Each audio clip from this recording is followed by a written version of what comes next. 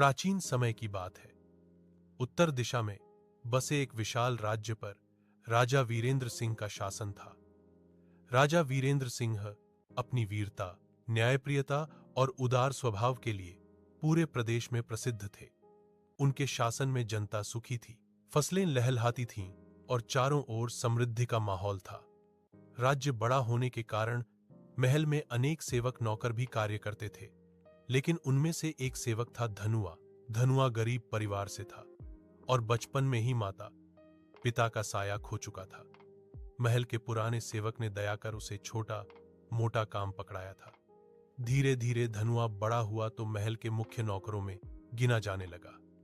वह ईमानदार, मेहनती और सच्चा था।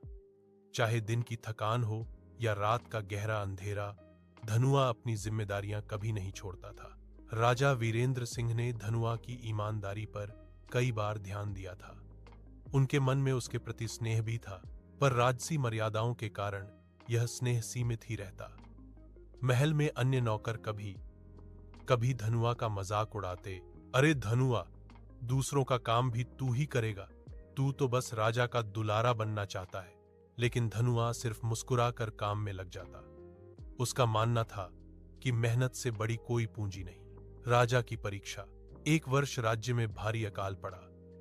बारिश समय पर नहीं हुई, नदियां सूखने लगीं और फसलें खराब हो गईं। आम जनता की परेशानी देखकर राजा अत्यंत चिंतित थे। उन्होंने मंत्रियों के साथ बैठक की और आदेश जारी किए कि राज्य की कोषागार की कुछ धनराशि जनता में बांटी जाए और अनाज के भंडार खोले जाए। लेकिन इसी समय कुछ मंत्री और महल के बड़े अधिकारी चोरी छिपे धान, गेहूं और चावल को गुप्त गोदामों में छिपाने लगे थे, ताकि बाद में महंगे दामों पर बेचकर लाभ कमा